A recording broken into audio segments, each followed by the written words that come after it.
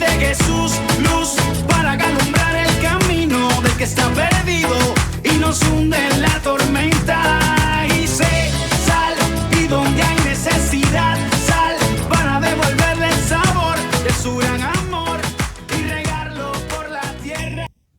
Hola, ¿cómo estás? Bienvenidos una vez más a tu programa Luz y Sal. Te habla tu amigo Julián y bueno, recuerda darle ese like, ese share, compártelo para que sea de bendición para alguien más.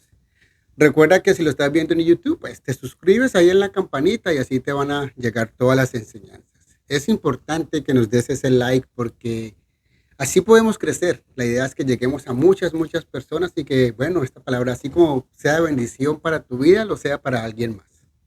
Hoy quiero hablarles de un tema que es un tema bastante difícil de entender, pero si le ponemos todo el cuidado y la precaución, créanme que vamos a poder llegar hasta el fondo del asunto, del meollo del asunto.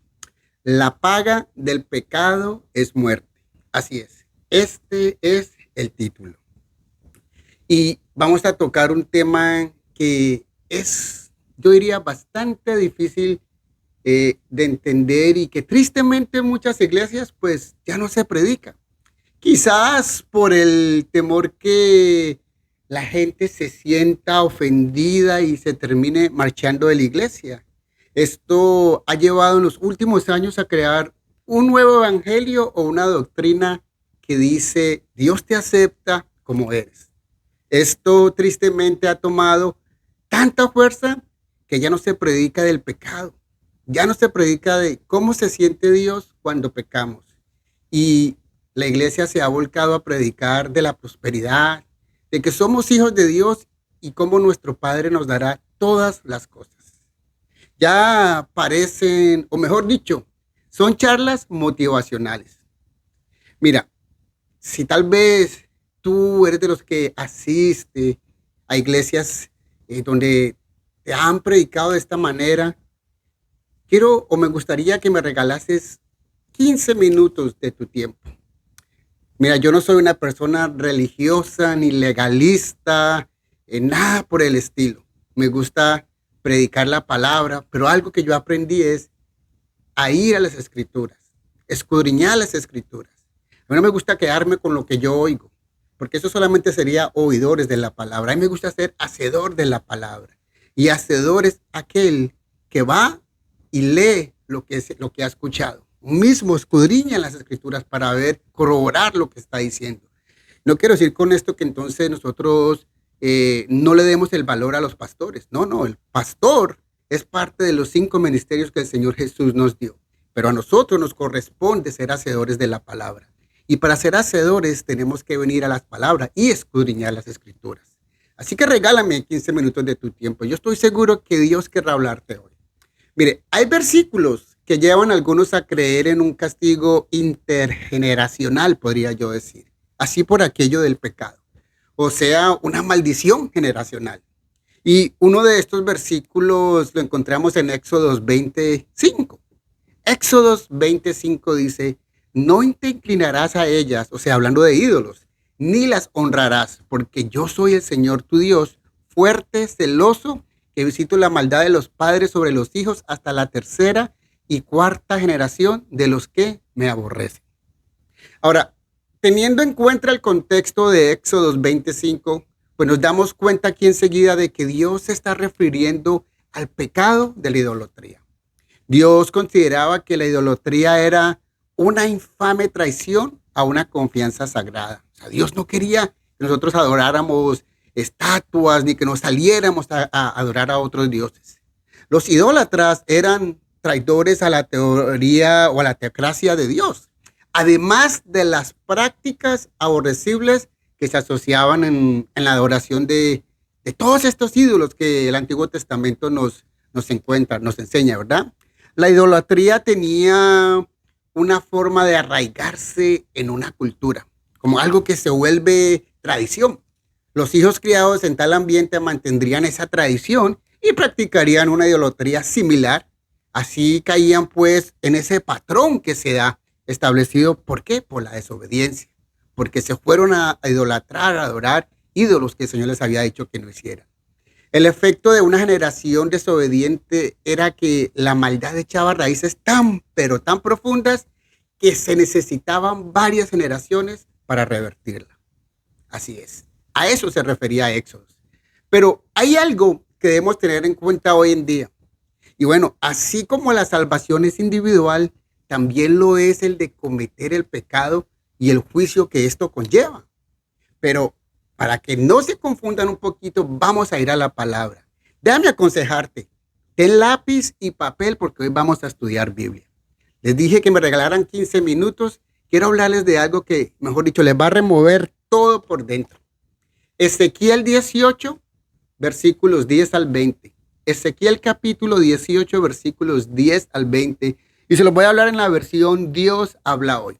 Y dice la palabra: pero si este hombre tiene un hijo violento y asesino, que hace cualquiera de esas cosas que su padre no hacía, es decir, que participa en los banquetes que se celebran en las colinas para honrar a los ídolos, que le quita la mujer a su prójimo, que oprime al pobre y al necesitado, que roba a los demás, que no devuelve a sus deudores lo que habrá recibido de ellos en prenda, que pone su confianza en los falsos dioses y hace cosas que yo detesto, que presta dinero con usura y exige intereses, ese hombre no podrá vivir. Después de haber hecho todas esas cosas que yo detesto, morirá sin remedio y él mismo será responsable de su muerte. Puede ser que este hombre a su vez tenga un hijo que vea todos los pecados cometidos por su padre, pero que no siga su ejemplo. Es decir, que no participe en los banquetes que se celebran en las colinas para honrar a los ídolos, ni ponga su confianza en los falsos dioses de Israel, que no le quite la mujer a su prójimo, ni oprima a nadie, que no exija nada en prenda cuando le pidan prestado, que no robe a nadie, sino que comparta su pan con el hambriento y de ropa al desnudo, que no haga daño a nadie ni preste dinero con usura o intereses, y que cumpla mis leyes y actúe según mis mandamientos. Ese hombre no morirá por los pecados de su padre. Ciertamente vivirá. Su padre, que fue opresor y cometió robos e hizo lo malo en medio de su pueblo, morirá en castigo de sus propios pecados. Ustedes preguntarán, ¿por qué no paga el hijo también por los pecados del padre? Pues porque el hijo hizo lo que es recto y justo y cumplió y puso en práctica todas mis leyes. Por eso ciertamente vivirá. Solo aquel que peque morirá. Ni el hijo ha de pagar por los pecados del padre, ni el padre por los pecados del hijo. El justo recibirá el premio a su justicia y el malvado el castigo a su maldad. ¡Wow! El malvado el castigo a su maldad. Así que con esto entendemos que cada uno es responsable de cuidar su salvación. Eso es correcto. De lo que se le ha entregado, ¿verdad? Porque sabemos que hemos tenido una salvación a través de Cristo Jesús. Y por eso debemos cuidarla con temor y temblor, como nos lo enseña Pablo en sus cartas. Cada uno rendirá cuentas a Dios por sus pecados. Yo no puedo pagar por los errores de mis hijos, a no ser que yo los haya inducido a ellos, ni mis hijos pagar por los míos. Tal como dicen estos versículos, el alma que pecare, ciertamente morirá. Te preguntarás entonces, bueno, ¿y dónde está entonces la justicia de Dios? Bueno, pues, ¿qué tal si seguimos en el mismo capítulo de Ezequiel? Ezequiel 18, pero ahora vamos a irnos del 21 al 32. Así es. En Ezequiel 18, pero del 21 al 32 dice la palabra: el Señor actúa con justicia.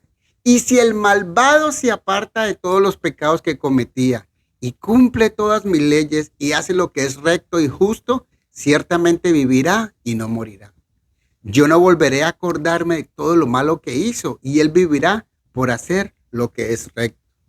Yo no quiero que el malvado muera, sino que cambie de conducta y viva. Yo, el Señor, lo afirmo. Pero si el justo deja de actuar rectamente y hace todo lo malo y detestable que hace el malvado, ¿piensan ustedes que habrá de seguir viviendo? Yo no volveré a acordarme de todo lo bueno que haya hecho. Morirá por culpa de su infidelidad y de sus pecados. Ustedes dirán que yo no estoy actuando con justicia, pero escucha, pueblo de Israel. ¿Piensan ustedes que yo no estoy actuando bien? ¿No será más bien lo contrario, que son ustedes los que están actuando mal? Si el justo deja de hacer lo bueno y hace lo malo, morirá por culpa de sus malas acciones. Por el contrario, si el malvado se aparta de su maldad y hace lo que es recto y justo, salvará su vida. Si abre los ojos y se aparta de todas las maldades que había hecho, ciertamente vivirá y no morirá. Pero el pueblo de Israel dirá que yo no actúo con justicia. Que yo no actúo con justicia, dice el Señor. ¿No será más bien el pueblo de Israel que no actúa con justicia? Yo los juzgo a cada uno de ustedes, israelitas, de acuerdo con sus acciones. Yo, el Señor, lo afirmo. Abandonen de una vez por todas sus maldades para que no se hagan, culpables de su propia ruina. Apártense de todas las maldades que han cometido contra mí y háganse de un corazón y un espíritu nuevo. ¿Por qué habrá de morir, pueblo de Israel? Si yo no quiero que nadie muera, apártense del mal y vivirán. Yo, el Señor, lo afirmo. Wow, estas palabras son muy, pero muy profundas. Apártense del mal y vivirán. Si escuchan lo que les estoy diciendo, estas son palabras que están en la Biblia. O sea que si nosotros obramos mal, pues no creo que vayamos a vivir. Ahora, no es de que nos muramos aquí, estamos hablando de esa muerte eterna. Y algunos van a decir, bueno, Juliancho, eso es correcto, pero es que eso no aplica para nosotros ahora. Es que ellos estaban bajo la ley y nosotros ahora vivimos bajo la gracia. Y esta es tristemente la excusa que se usa para aplicar esta nueva doctrina que se vive hoy en día, donde todos pecan. Pero pues como ya recibimos a Cristo Jesús y ya lo confesamos, pues ya somos salvos. Yo les pregunto, ¿acaso la palabra de Dios no nos enseña que Dios es el mismo ayer, hoy y siempre? ¿Qué no dijo Jesús que Él no había venido a cambiar la ley? Al contrario, Él puso la vara más alta. Y sí, es cierto que la salvación es por gracia a través de Cristo Jesús. Pero es que no basta con solo pronunciar su nombre o hacer una bonita oración. Si es que no hay un cambio en nuestra vida y si continuamos viviendo en nuestro mal proceder, pues eso quiere decir que entonces en realidad nunca lo hemos recibido de corazón. Porque nuestros cambios, nuestra manera de obrar, debe dar un fruto de arrepentimiento. Es más, mira lo que nos dice la palabra: arrepentidos y convertidos para que sean borrados vuestros pecados y venga de la presencia de Dios tiempos de refrigerio. Esto nos lo enseña Hechos, capítulo 3, versículo 19. Y esto es en el Nuevo Testamento. O sea, no estamos hablando de la ley, estamos hablando de la gracia. Pero aquí que dice, arrepentidos y convertidos. ¿Para qué? Para que sean borrados vuestros pecados. Y entonces, ¿qué viene de la presencia de Dios? Tiempos de refrigerio, descanso. Esto está en el Nuevo Testamento, como les digo. El arrepentimiento, la santidad, son requisitos para estar en la presencia de Dios. Sin ellos no podemos agradar a Dios. Así que no te dejes confundir con filosofías baratas. Busca a Dios de corazón y lo encontrarás. Cambia tu manera de vivir y de pensar. En estos días hablaba con alguien acerca de cambiar nuestra manera de pensar. El problema es que nos fuimos de un extremo hacia el otro. Dejamos la religiosidad y nos fuimos al libertinaje. Ahora llamamos a lo malo bueno y a lo bueno malo. Déjame compartir este versículo que, por cierto, también está en el Nuevo Testamento, para aquellos que piensan que estamos bajo la gracia. Esto lo escribió el apóstol Pedro en Romanos 6, versículo 23. El pago que da el pecado es la muerte, pero el don de Dios es vida eterna en unión con Cristo Jesús, nuestro Señor. Jesús nos da vida y vida en abundancia. Esto es para todos aquellos que quieran recibirlo.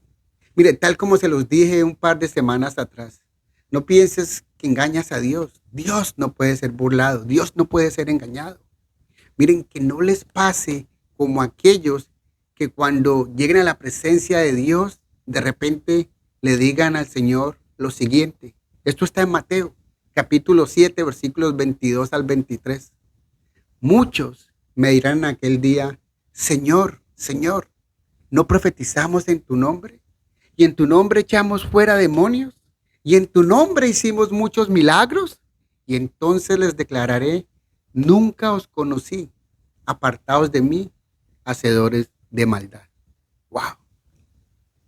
¿Escuchas lo que te estoy diciendo? Apartaos de mí, hacedores de maldad. Pregúntate dónde estás. ¿Qué estamos haciendo? ¿Cómo está nuestra manera de vivir? ¿Estamos obrando bien o estamos obrando mal? Estamos en una iglesia donde todo el tiempo nos hablan bonito, donde nunca nos dicen, hey, cambia tu manera de vivir, aléjate del pecado. ¿Estás obrando mal? Porque esos pañitos de agua tibia, mi gente, no nos van a servir de nada cuando estemos delante de la presencia del Señor. Nos van a decir, apartados de mí, hacedores de maldad. Porque si de verdad tú hiciste esa oración de fe, como decimos, cuando recibes a Cristo, pero si tú no cambias tu manera de vivir, si tú aún continúas en el pecado, viviendo en pecado, cometiendo pecado, gozándote del pecado, en realidad nunca lo recibiste, porque tienes que dar un fruto de arrepentimiento. Y no quiere decir con eso que somos perfectos, no quiere decir que nunca nos vamos a equivocar, nos vamos a equivocar. Pero mira, el pecado tiene que empezar a hacer en nosotros una incomodidad. Nos tiene que hacer sentirnos incómodos, como que ya no me gozo haciendo esto, como que esto que estoy haciendo me repugna, me repudia. Ahí entendemos que es hora de cambiar y que el Señor está haciendo la obra en nosotros. Así que piensa, medita en esta palabra. Como te lo dije, no soy una persona religiosa, no soy legalista, no soy fanático. Creo en Dios, creo en el Señor Jesús y en lo que Él ha hecho en mí, en lo que yo era antes y quién soy ahora. Créeme, yo no llevo 50 años en el Evangelio, yo llevo 10 años en el Evangelio, pero he podido aprender a través de la palabra, de venir y corroborar en la palabra lo que escucho, lo que es, para que, como decía un amigo por ahí, no nos metan gato por liebre. Así que escudriña las Escrituras, pídele al Señor que te dé discernimiento, sabiduría para entender lo que en Él está escrito, que te revele la palabra. Estoy seguro que va a cambiar tu manera de vivir, tu manera de pensar. Así que, mi gente, recuerda darle ese like, ese share, compártelo para que sea de bendición para alguien más. Recuerda darnos ese like, ayúdanos a crecer. Mi deseo es llegar a alcanzar a muchas personas. ¿Por qué no? Por todo el mundo, gracias a estos medios de la internet, ¿verdad? Que Dios te bendiga. Te habló tu amigo Julián en tu programa Luz y Sal. Chao, chao. ¿Quién soy yo para señalar a aquel que ha caído y beber de esta copa de ignorancia? ¿Quién soy yo para criticar a aquel que está perdido? Si alguna vez yo estuve allí.